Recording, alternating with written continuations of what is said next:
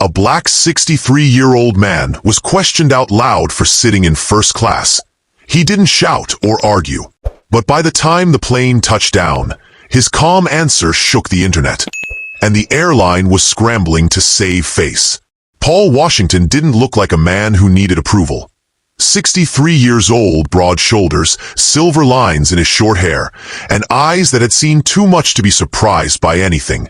He walked through Gate D14 at Portland Airport with the steady calm of someone who knew exactly who he was. He wore a neat navy blazer, sharp khaki pants, and leather shoes that still shined with care. In his right hand, an old leather book of Langston Hughes poems. It went everywhere with him. It reminded him of his roots. In his left hand, a boarding pass. Seat 2A. First class. Flight 527 to Denver was right on time. Paul's trip had a simple goal. Peace. After 40 years as a school principal in Augusta, Maine, this was his reward to himself. No stress. No family. Just the sky, a cold drink, and some poetry. He smiled warmly at the flight attendant at the door, saying, "How you doing?" She smiled back, scanned his ticket, and waved him to the front. Paul slid into his seat, adjusted the air nozzle, folded his jacket, and flipped to a worn page in his book. Around him, the cabin buzzed softly, small talk, overhead bins thudding, polite nods between strangers. Then came Captain Thomas Mercer. Tall, tanned, sunglasses on indoors, and full of himself. He marched through first class like he owned the plane and the people in it.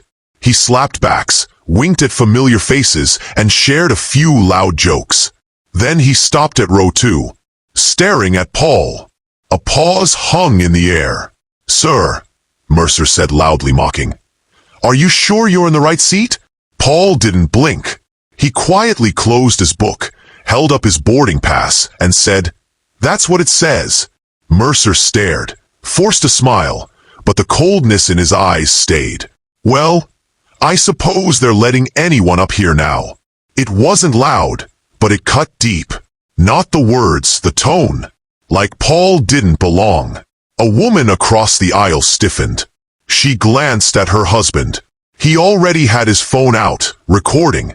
Something felt wrong. Paul didn't argue. He didn't raise his voice. He leaned back and said softly, "I believe I earned this seat like everyone else." Mercer smirked, muttered under his breath, "Sure you did," and walked away. The man with the phone caught all of it. That's when things started shifting. At first, the cabin stayed quiet. The engines whirred, announcements droned on, but the mood had changed. Tense. Paul read his book. Across the aisle, the husband whispered, "I got it." Every second. His wife asked, "Should we post it?" He nodded. People need to see it. The plane hadn't even left yet, but what no one knew was who Paul really was, or how far this moment would go. Paul Washington didn't need to defend himself. He had earned every mile to C2A, and 1,000 more. To understand why Paul didn't bite back, you'd have to know where he came from, and what he survived. He grew up in Biloxi, Mississippi. A small house with sagging wood, a porch that leaned. His father, Marcus, was a janitor with hands that could fix anything and a mind sharp as a blade.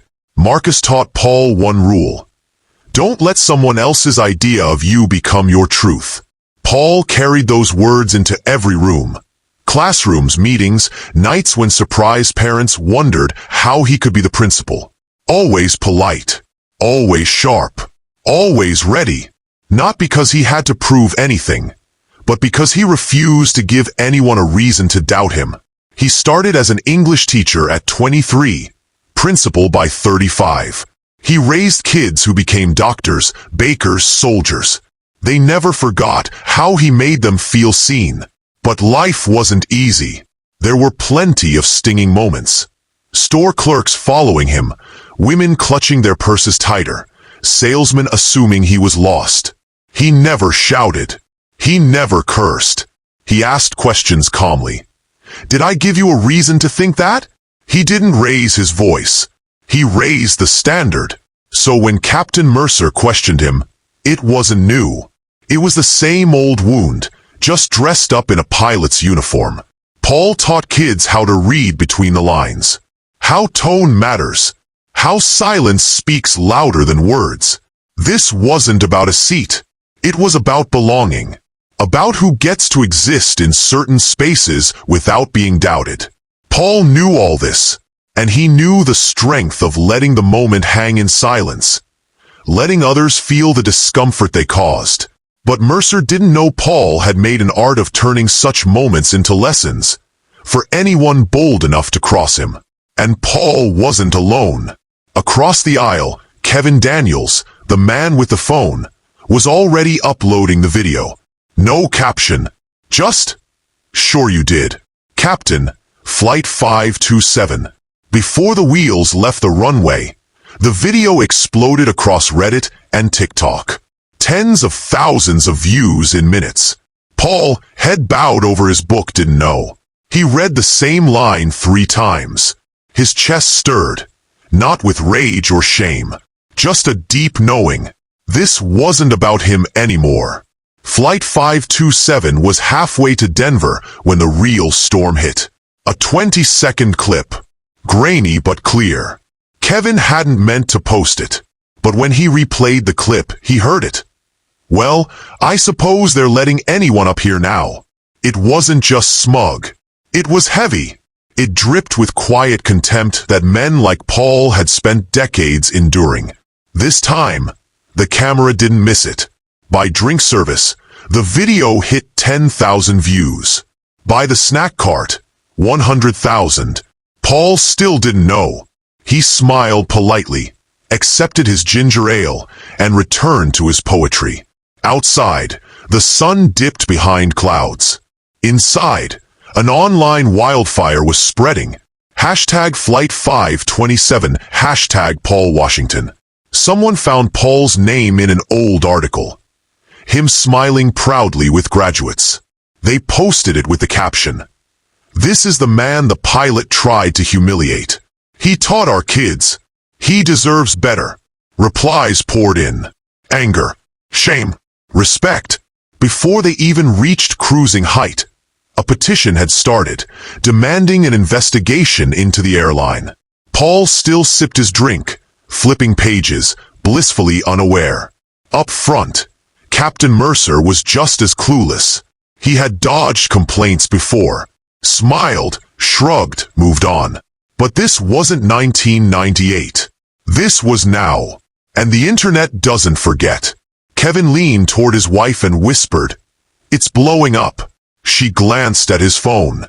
"Oh my God," she said. Kevin asked, "Should we tell him?" She looked over at Paul, so calm, so steady, and hesitated. "I don't even think he realizes," she whispered. They waited. Maybe they didn't want to interrupt his peace. Maybe they were unsure how to break the news. Or maybe they simply didn't know how you tell a man that his dignity had just become a trending topic. In seat 4C, a teenager with pink headphones nudged his mother and showed her the video. She gasped, glanced at the cockpit door, then back at the screen. People began shifting in their seats. No arguments, no shouting, just heavy stares, silent judgment, a growing awareness of the man in C2A, and the one behind the cockpit door. The flight attendants noticed it too.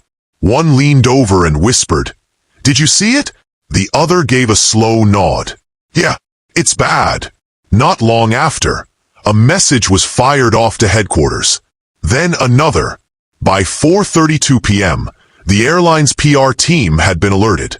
By 4:45, an emergency meeting was already scheduled. Files were being pulled, old complaints reviewed. And Paul? He simply leaned back in his seat, eyes closed, reciting an old poem he once taught his students. "I too sing America." He understood the irony. He carried the weight of it. He didn't need pity. He just wanted to get home. But as he disembarked, the ground under Thomas's career had already started to split. Flight 527 landed at Denver International just before 6 p.m. As the plane rolled along the runway, passengers reached for phones, jackets, carry-ons. Routine movements, but up front, a strange hush lingered, a quiet acknowledgement of something heavy hanging in the air. Paul Washington rose, stretched, and adjusted his blazer. As he reached for his carry-on, a soft voice caught him. "Sir," Kevin said across the aisle, "before you leave, there's something you should see." Paul turned slowly, calm as ever. Kevin extended his phone. On the screen, Paul's face appeared, frozen mid-sentence, next to the words, "Letting anyone up here now." Paul's brow furrowed slightly. He didn't speak. "It's gone viral," Kevin explained. "People are talking. A lot." Paul studied the phone, then looked up at Kevin. "You recorded it?" "I did," Kevin said. "I wasn't going to post it, but it felt wrong to stay silent." A pause. A long one. Then Paul simply said, "Thank you." No anger. No drama. Just a quiet acknowledgement. By the time Paul stepped into the terminal, his name was already trending on national radio. Within half an hour, a major news network aired the clip. Analysts picked it apart frame by frame. Legal experts weighed in. "A textbook microaggression," said one. "Unprofessional and unacceptable," added another. The airline's social media team rushed out a bland, vague statement. "We are aware of an incident aboard Flight 527 and are conducting a full review." It only made things worse. By 9 p.m., old posts surfaced. An anonymous flight attendant leaked a complaint filed 2 years earlier against Captain Thomas Mercer. Different flight. Same behavior. A passenger had described feeling belittled, dismissed, and subtly mocked. Inside the airline, whispers spread. "Mercer's been like this forever." One employee posted anonymously, "Untouchable." We all knew. It was spiraling fast. The airline PR team scrambled again, promising a thorough investigation. But it was too late. Comment sections exploded with personal stories. Tales of being asked for ID in first class when others weren't. Being stared at, moved, questioned. Then late that night, a second video surfaced. A retired flight attendant revealed an old voicemail from Mercer after a dispute over scheduling. His voice clear and mocking. "Complain all you want. HR's always on my side." That sealed it. By morning, hashtags had become headlines. Veteran pilot under fire after viral incident. Who is Paul Washington? The retired educator behind the viral moment. Meanwhile, in a quiet hotel room near the airport, Paul sipped black coffee, his phone buzzing every few minutes. Reporters, old students, strangers reaching out to thank him. He ignored most calls. He didn't want to be a symbol. But at 10:43 a.m., the airline issued another statement. Captain Mercer has been placed on administrative leave pending investigation. It didn't feel like justice. Not yet. But it was a start. A small crack in a long-standing wall. Finally, Paul answered one call. It was a young woman. "You don't know me, but you were my principal in 2007. I just wanted to say thank you for staying calm, for teaching us that dignity wins." He smiled. Not a wide grin. A small, knowing smile. "I'm just glad someone was listening," he said. "Because that's what mattered. Not the punishments. Not the headlines. Just the fact that someone noticed." But what no one saw coming was what Paul would say next, and how it would shake the entire industry. Paul never sought attention, but among the many interview requests, one name stood out. Lauren Sanchez, a respected journalist known for real stories, not viral noise. They met 2 days after the flight at a local community center. No stage, no crowd, just 2 chairs, a camera, and the hum of the heater kicking in. Lauren began gently. "Mr. Washington, when you boarded Flight 527, Did you ever imagine we'd be sitting here today? Paul chuckled softly. Honestly, I was hoping for a cold drink and a nap. She smiled. When the pilot questioned you, what went through your mind? Paul thought for a moment. I've been asked if I belong in a lot of places in my life. That one just happened to have wings. Lauren nodded slowly. You didn't react with anger. Why? Because I wasn't surprised, Paul answered. And because I wasn't there to prove anything. I was there to sit in a seat I paid for. And no one's doubt was going to change that. That moment went viral. 1 million views in hours. But this time, it wasn't outrage driving it. It was respect. Respect for a man who chose patience over rage. Paul didn't call out names. Didn't call for protests. He just spoke of dignity. Of staying seated where you belong. Even when others don't believe you should be there. I used to tell my students, Paul said gently, you can't decide how others see you, but you can choose how you see yourself. That's the real fight. He shared a few small moments. Times when he was mistaken for the janitor. Even though he was the principal. Times when he was dismissed in meetings. Only for people to realize he was running the show. He wasn't bitter. Maybe tired. But never broken. And people could hear that. Soon, voices rose. Not just tweets or comments, but faces on camera. Former passengers. Crew members. Other airline workers. Story after story. Adding up. Patterns too clear to excuse. Then came the whistleblower. An ex-pilot from the same airline. Anonymous, but unmistakably honest. He described a culture where complaints against senior captains were managed quietly. Erased before they caused problems. This incident with Mr. Washington, he said, only surfaced because someone was brave enough to press record. The airline put out another statement. Third time. This one longer, padded with words like inclusivity, accountability, and commitment to change. Still, not once did they say Thomas Mercer's name. When asked if he felt satisfied, Paul simply shook his head. I'm not looking for satisfaction, he said. I just want the system to learn. I want the next man in C2A to enjoy his flight without suspicion. And with that, the tide turned. The airline launched an internal review of crew behavior on all domestic routes. Mandatory retraining. Sensitivity workshops. Policy overhauls from check-in desks to cockpits. Then came the surprise. They renamed the conduct manual. It was now called the Washington Code. Paul wasn't crazy about it. I didn't write any code, he laughed. I just stayed in my seat. But he understood the point. This wasn't about a policy. It was about setting a new bar. Respect wasn't going to be optional anymore. Eventually, the news came quietly. Thomas Mercer was let go. No press release. No announcement. Just an internal memo. Some said it wasn't enough. Paul said nothing. He simply thanked Lauren for the chance to speak. Straightened his jacket. And smiled. Now, if you'll excuse me, he said. I've got grandkids waiting on me. The headlines focused on Thomas. But the real story was Paul Washington, the man in seat 2A.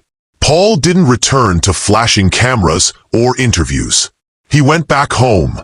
A modest one-story house in Augusta. Trimmed hedges. A creaky old porch swing Eleanor had picked out in '92. Inside, walls filled with memories. Students shaking his hand, teachers he mentored, his daughters in caps and gowns, and a photo of Eleanor, radiant on their 25th anniversary. Paul dropped his bag by the door, hung up his blazer, and collapsed into his favorite recliner. The same one he'd fallen asleep grading papers in, night after night. His phone buzzed nonstop.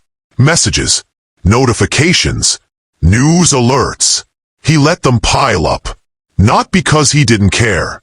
Because sometimes you just need something quieter. He turned the dial to the jazz station. Let Coltrane pour through the speakers. And finally, He allowed himself to exhale.